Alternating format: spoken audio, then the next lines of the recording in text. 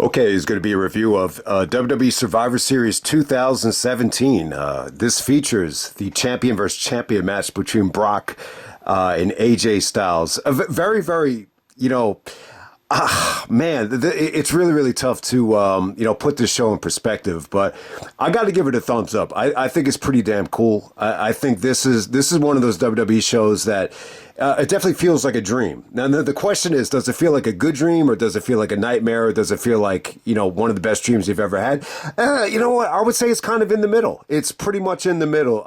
I think it's a pretty damn good show for the most part. But, man, let's get right down to it. We're going to go all the way back to November 19th, 2017, from Houston, Texas. This is the home of Booker T. Booker T makes his return to commentary. One of the more memorable things about the main event, this is actually one of the few things I remembered. When Cena came out, he actually went over to Booker T on commentary and said, "Welcome home." And Michael Cole's like, "How could you not love John Cena?" So that was pretty cool. And yeah, wasn't Michael Cole rooting for Raw tonight? So it was interesting to see Michael Cole being the cheerleader for Raw after being the cheerleader for SmackDown all those years, looking back on it. And, one of the things that really sticks out about this show is they were very strict, and they wanted everybody to wear Raw or SmackDown shirts. And so a lot of things were kind of going through my mind. But we'll get to that in a second. But yeah, the pay-per-view theme is actually Kid Rock with The Greatest Show on Earth. So yeah, I would definitely say, I think around this time last decade, I got to give them credit. I think they tried to make Survivor Series, stand out. I think they definitely wanted people, to spend the money and buy the network. The money was really going directly into their pocket. So I think the effort was pretty good, at least in trying to get, the attention of some of the hardcore fans, to get them to watch matches that they actually wanted to see. So give them credit. I don't think this was a bad Survivor Series at all. Look, if you think the main event was a little bit weird and a little bit disappointing, I'm not going to totally disagree with you, but we'll get to it in a second. But first match of the night, we have The Shield taking on The New Day, kind of like a Raw versus SmackDown Dream Faction match. I got to say, I think it was pretty good. I would actually say this was the second best match of the night. I think this had some awesome moments at the end. Ending was great. I think, the ending is definitely the most satisfying finish of the night.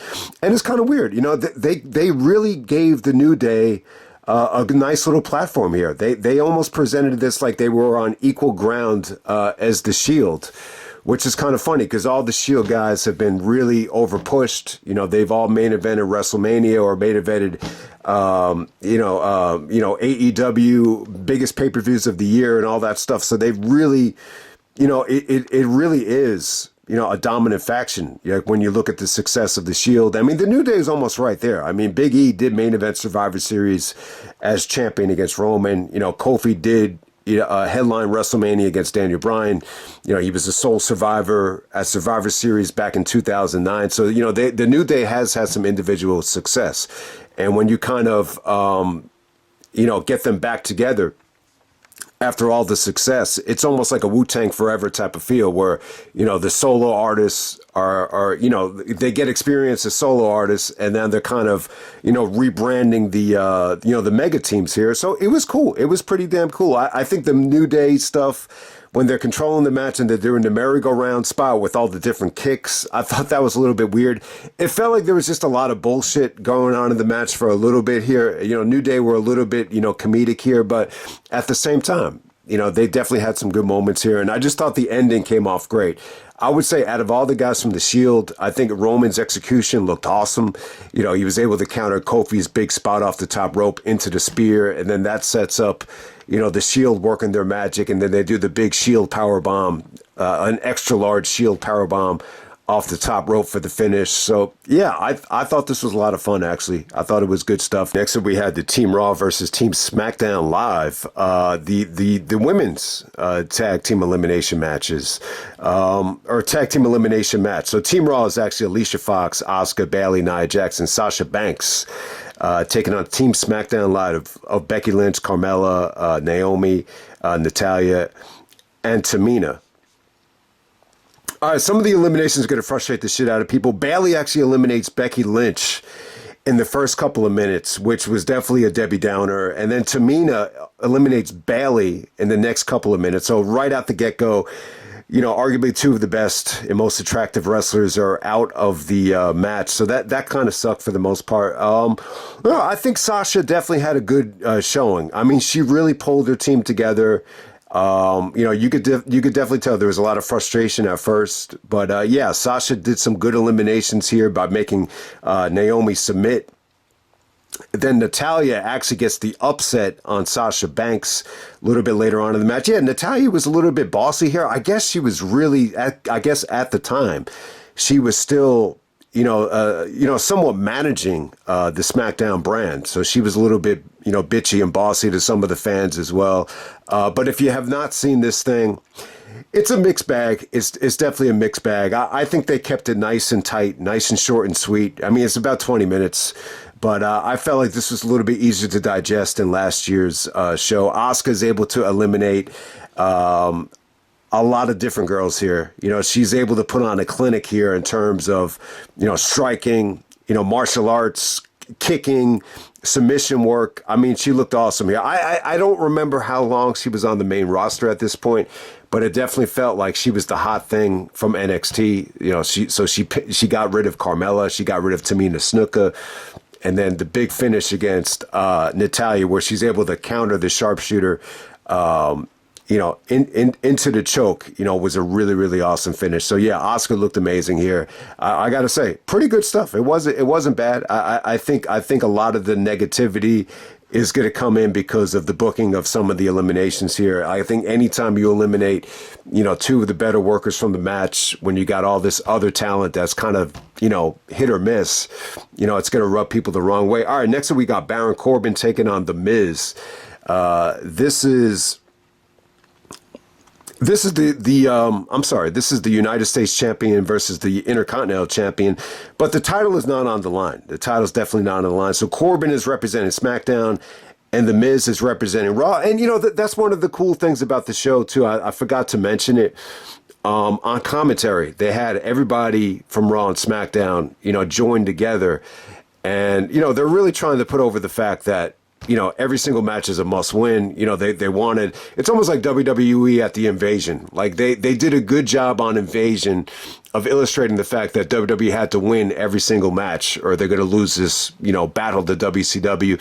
This situation here, it really felt like they tried harder than ever just to make it feel important that Raw had to get the win. Booker T's like, this is must win for the Shield. And then Byron Saxton's like, whoa, like it's got to be must win for the New Day. So you had that going on the whole show. And this particular match this is the first match that SmackDown won. So it was must see. And Michael Cole's, it's funny to see Michael Cole taking shots at SmackDown, actually calling them the C show if they had gotten swept after this match. But I got to say, between Baron Corbin and The Miz, I think the match is okay.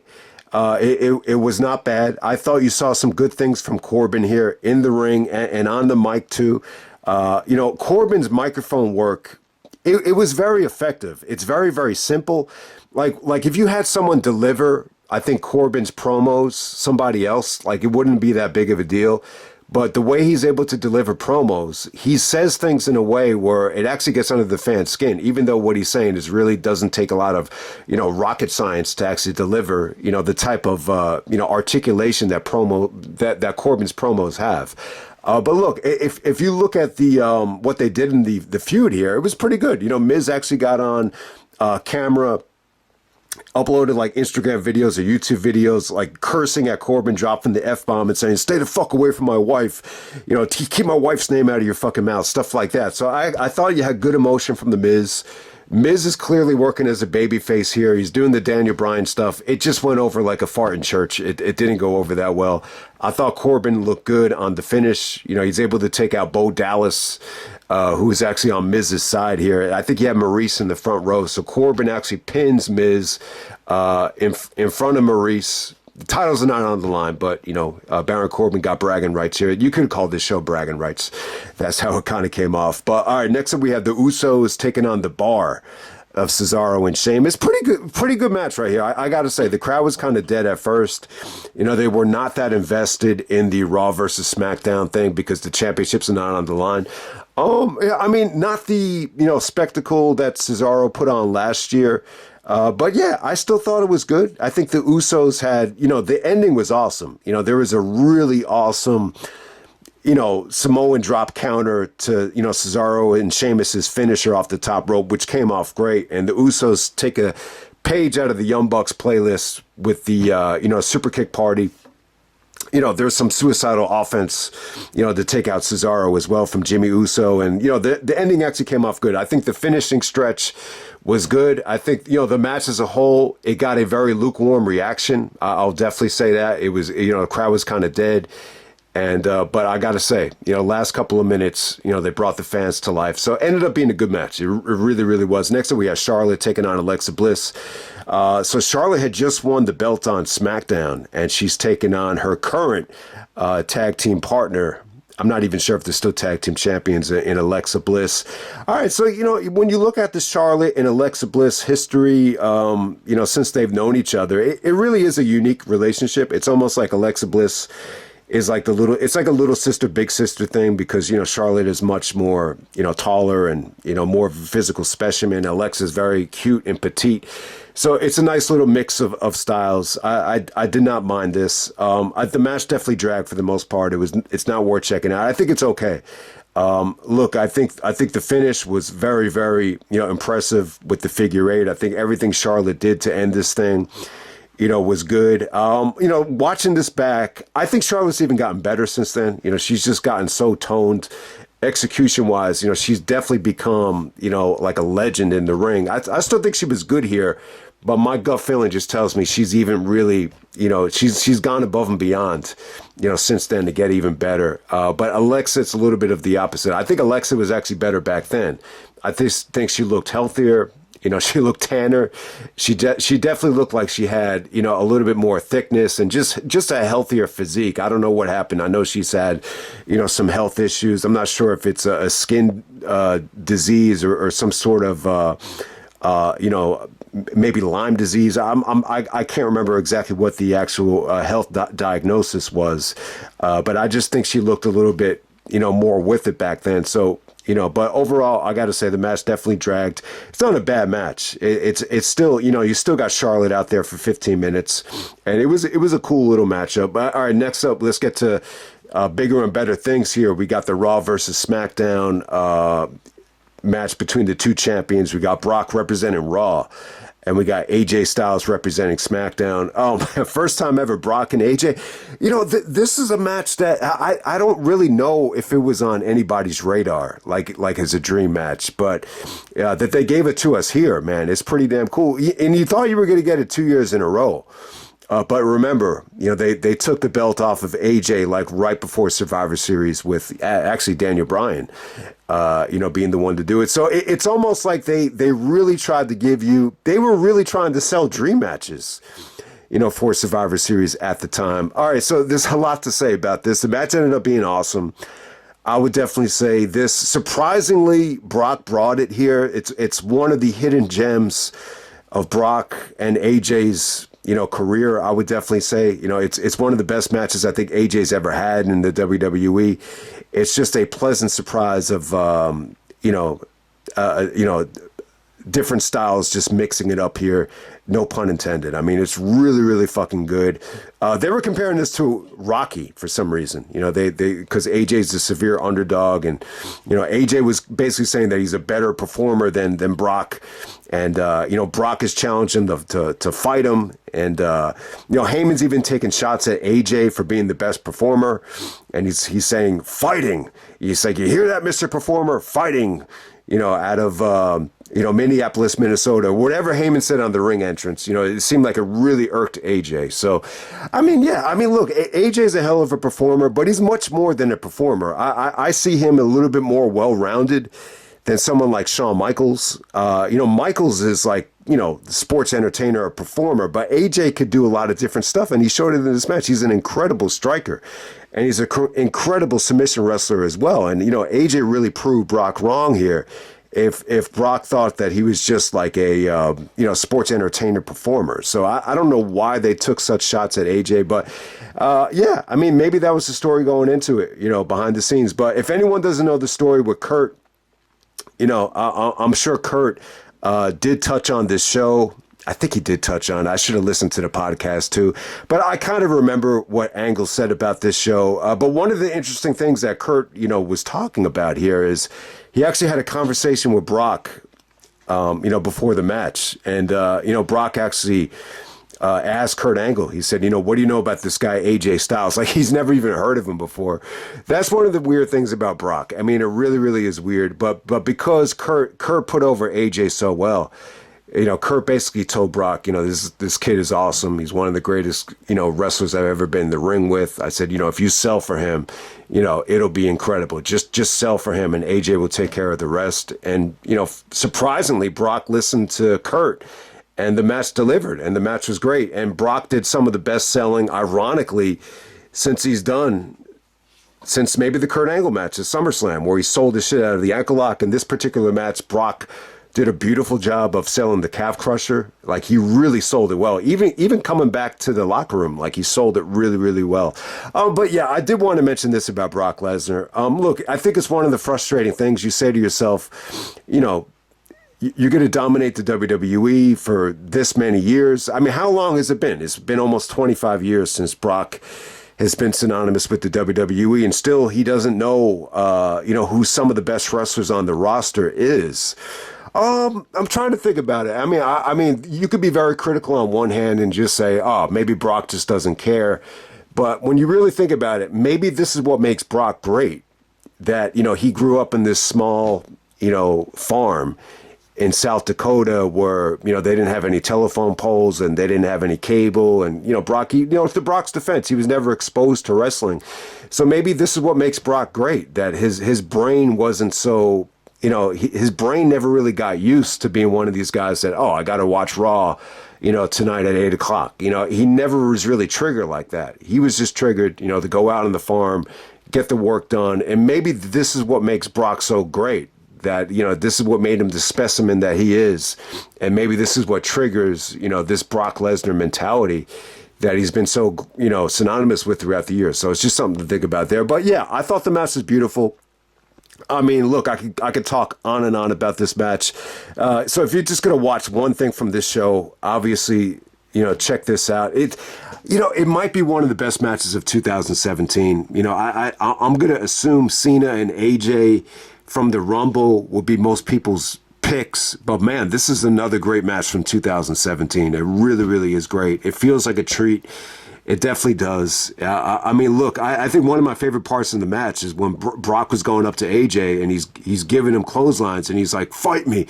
And then AJ actually miraculously, he started striking back and it was awesome. It came off great.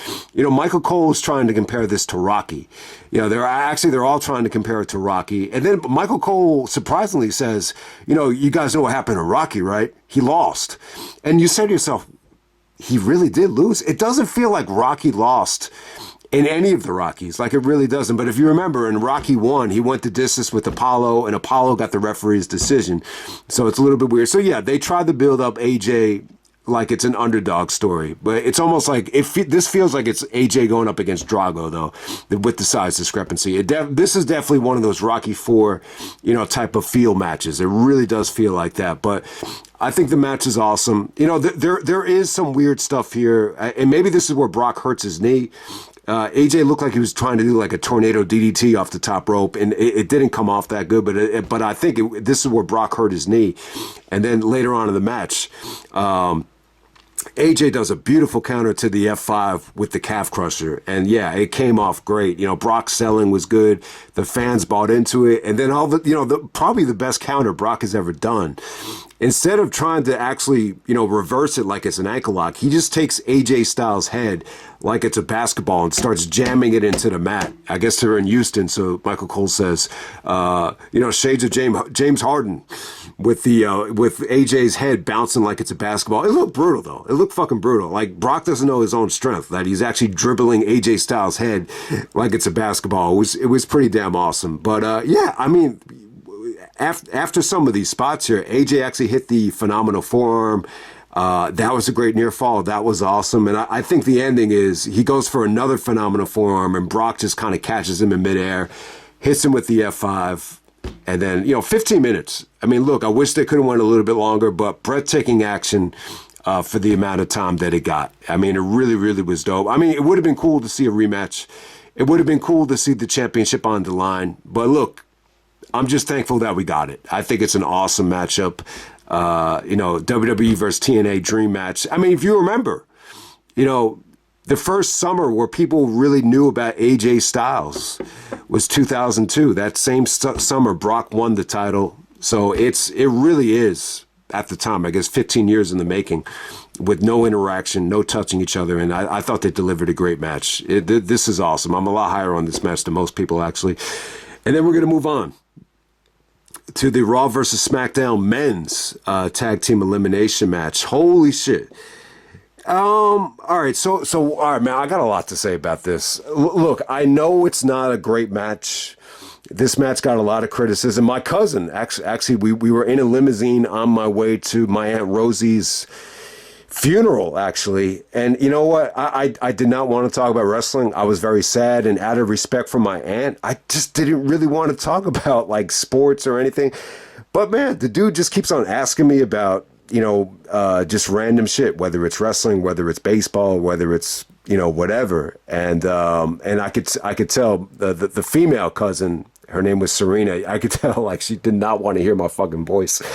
It was such a mellow mood. But man, he's asking me what I thought about the Raw vs. SmackDown elimination match. And this was like in January, so a lot of time had passed since then. And he was like, man, it was horrible. That Kurt Angle looks like shit. Why are they wrestling with Raw and SmackDown T-shirts? And I was like, yeah. It didn't really. The match just didn't really hit for me. So that's what I remember about this match more than anything. While I'm on the subject of the Raw versus SmackDown T-shirts, you ask yourself, like, why are they so strict about guys having to wear these like they're part of a team? Or it's almost like one of those things where you have to tuck your jersey in, which I always hated. But look, I definitely get it. I definitely get why this was going on at the time. Oh, look, there's two different ways of looking at it. Maybe the reason was they just didn't feel confident that the fans were going to remember who was on what team, because just not enough people were watching WWE. So it kind of solves that problem. And I really wasn't, watching Raw like for 3 hours every single week, and I'm sure most guys weren't either. So maybe that's why it kind of helped you remember, like, oh, okay, Randy and Cena are on Team SmackDown. I didn't know that.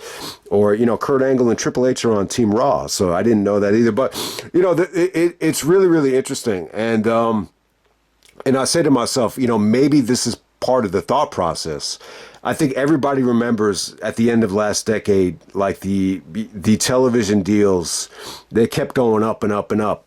In terms of the amount of revenue that the WWE would get, the media rights fees, the extra hour, and you saw that Vince documentary with the 3 hour Raw sucking and people actually making fun of the shows, while they were live. You know what? It really is interesting. It might be a situation where you say to yourself, all right, so, maybe Vince just, was adamant that they wanted, he wanted the wrestlers to promote the brands, because when these media rights deals are up, promoting the brand like this, it'll help elevate the brand, and it will help elevate, the amount of money that Vince can get for these television deals. So, I never really thought of it like that hard before. And when you think about it, like, what, like if the product sucks that much, like at the end of last decade when nobody's watching Raw and it's 3 hours, so you say to yourself, well, why is the television deals going up that high? I think you really say to yourself, all right, so the landscape has just changed where, like any sort of live sports, whether it's live wrestling, SmackDown live sports, like it really separated themselves, from the competition. I think that's the answer right there. And I think also like, that's what television like wanted, because, back in the day, like I'll say this, like back in the day, like you ask yourself this, like if you go back to, this is even before I started, watching wrestling or watching basketball, like the biggest stars on TV or the biggest stars in the world were like actors from network television. Like you could make the argument that in 1990, the biggest stars in the world were like Roseanne, Fred Savage, and Urkel, because like nobody really had much of a choice back then. You really didn't have much of a choice. So I think that's what it was. I think that's exactly what it is. It's just the landscape of television had just changed so much. Back in the early 90s, you only had like one channel of HBO, or you go to the movies. It's totally different now with all the streaming and all the different choices and, the 300 channels of television. When you're just limited to, just a limited amount of television, there's just more competition. So I definitely, like, even if you go back to the, the Attitude Era, or even if you go back to like, when the early stages of Raw, like I think you say to yourself, like, what was the TV show like right before Raw started? Like from my memory, it was like the Golden Girls, it was like Murder, She Wrote. In high school, I remember it was like Star Trek. So yeah, I think the television companies, they placed a lot of value in a lot of the networking that would actually go on before Raw.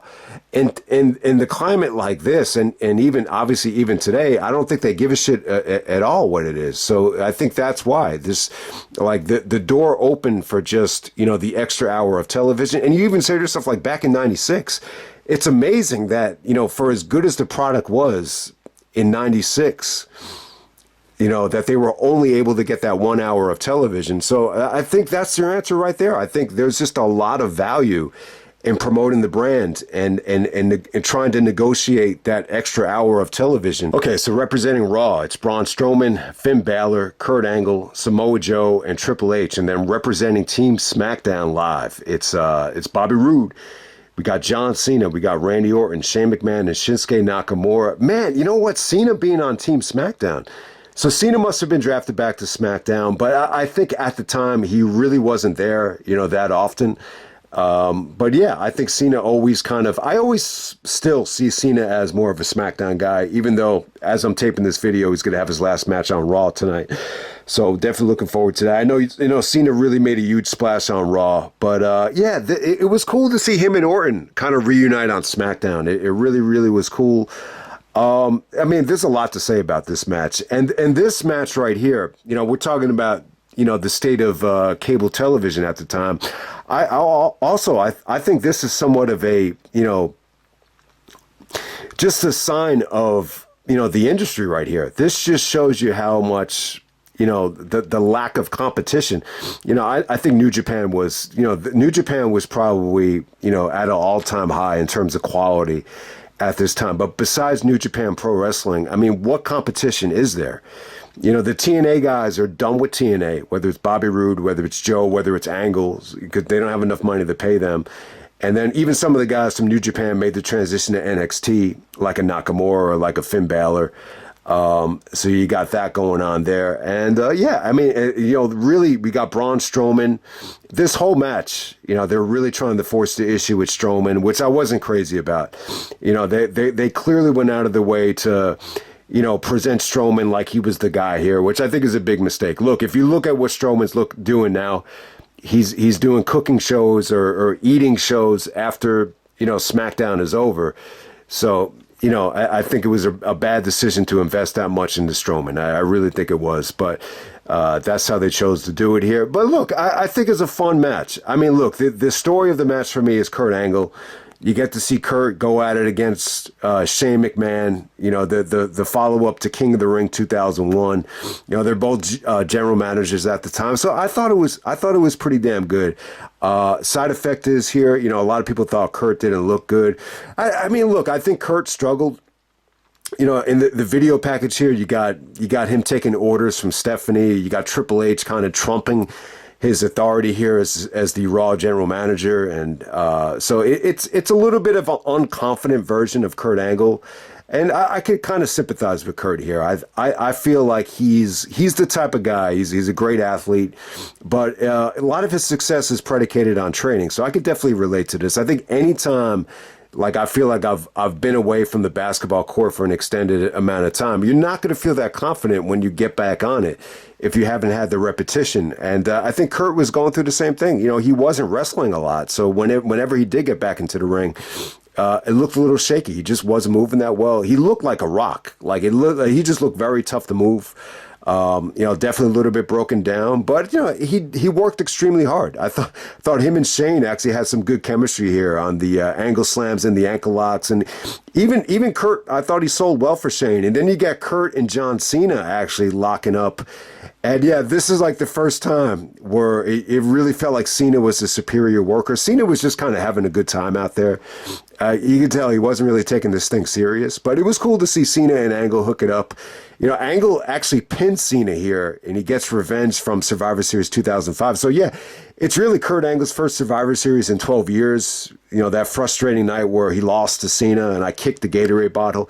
So it was cool to see Angle get his revenge here. Thanks to Finn Balor. Balor actually does the coup de grace to Cena, and Angle gets the Angle slam on Cena. So that was pretty cool. But yeah, look at all the combinations you get here. You get Triple H working with Bobby Roode. I don't think they touched, but you know, Roode is a huge Triple H fan. I'm sure that definitely helped him in NXT. You know, you got to see Cena lock it up with Finn Balor for maybe the only time. I thought that was pretty interesting. Nakamura and Kurt went at it a little bit. They have history from New Japan. You get to see Joe and Cena hook it up here. If you remember, Joe and Cena actually trained with Christopher Daniels in 1PW on the West Coast. I think Byron Saxon even mentioned it. And yeah, Cena is able to put away Samoa Joe after kind of fighting off Finn Balor with the F5. I thought that, or the FU, excuse me. So Cena actually pinned Samoa Joe with an attitude adjustment, which came off good. Oh yeah, you get to see Cena and Orton on the same page here, which is a little bit funny. You know, you get to see both guys with hair. You know, it looked like Randy had the fake hair here, but him and Cena actually got along for the most part. Triple H is a little bit weird here. You know, he's actually wearing a red T-shirt, but it's actually a red Triple H shirt, believe it or not. Trying to think here. So yeah, Strowman eliminates Nakamura and Robert Roode, you know, after 10 minutes. So it was disappointing to see them get eliminated so fast. And then Cena eliminates Joe. Angle does eliminate Cena with the Angle Slam. Orton gets a beautiful RKO on Balor. Balor had a good performance here. This is even coming off of the shoulder surgery, and he still looked really, really, really good. But yeah, they do an awesome table bump to Strowman. The whole Smackdown group led by Cena and Shane, they take out Strowman through the table. It looks like Shane is going to do the elbow drop through the broken table, which looked kind of crazy. And then Joe tries to hit Shane with a muscle buster, but to no avail. Joe eventually gets eliminated. It's actually Shane McMahon that gets his revenge on Kurt Angle. He's able to eliminate Angle thanks to Triple H. Triple H actually turns on Kurt Angle here. He wanted to be the one to actually eliminate Shane. So the sole survivors end up being Braun Strowman and Triple H. Yeah, I mean, look, I think the interactions here between Angle and Triple H, I think they were okay. You know, they were clearly, you know, I think Ronda Rousey definitely protected Kurt Angle here. You know, I mean, look, they had Angle do a lot here. They probably had Angle do more than he was comfortable doing. I mean, you could definitely make the argument that Angle got exposed. But at the same time, I mean, it was cool to see Triple H and Angle, you know, on the same page and then kind of torn apart. This is kind of what they were doing, you know, in the summer of 2000. But yeah, I definitely felt like Angle was a little bit nervous here. He definitely seemed a little bit intimidated by Triple H. But at the same time, it felt like he was reuniting with brothers, whether it's Angle and Cena, whether it's Angle and Shane. So, you know, when you love a guy like Kurt Angle, when you're a huge fan of him, you know, it was cool. It was just cool to see. Look, it definitely feels like a weaker version of almost everybody here. You know, the guys that are in their absolute prime are guys like Balor and Strowman and you know, even Nakamura looks a lot better here. But it is what it is. You got Strowman and Triple H actually, you know, the sole survivors. And then, you know, Strowman actually attacks Triple H at the end saying, if you ever double cross me again, I'll get the best of you. And it pretty much ends with Strowman celebrating and Triple H being afraid of Strowman. So, yeah, I mean, it's a mixed bag. I mean, I do not think this was great. but I'd be lying if I said that this was not cool to see. It definitely feels like a dream. I think the best way to kind of summarize it is it's not quite a nightmare, but it's not like a wet dream that you would fantasize about. I think that's the best way to put it. And yeah, the Raw versus SmackDown things with the T-shirt. Yeah, I mean, maybe I'm kind of, overthinking it with Vince trying to be a greedy old man and get all that money. But it's just a little bit weird. I don't know. I have always kind of felt like, Vince was at his best when he let the superstars be superstars. Instead, maybe at this point, he feels like the brand is bigger than the stars. So I don't think that's a great philosophy. I don't think, you ever want to, handicap the wrestlers by have them, just wearing generic T-shirts like this is a fucking, recreation game where you have to wear red pennies. It's just kind of weird to me. But, I don't know. This is Survivor Series 2017. It's a good show. It's definitely a good show. I'm not going to quite call it great. It's got a great dream match. You got interactions between guys that you couldn't have dreamed of ever, seeing again. But, because of the state of the industry, whether it's the state of TNA, the state of Ring of Honor, the state of, professional wrestling in the United States, the fantasy became a reality on this one night. So I hope you guys enjoy the review, and I'm out. All right.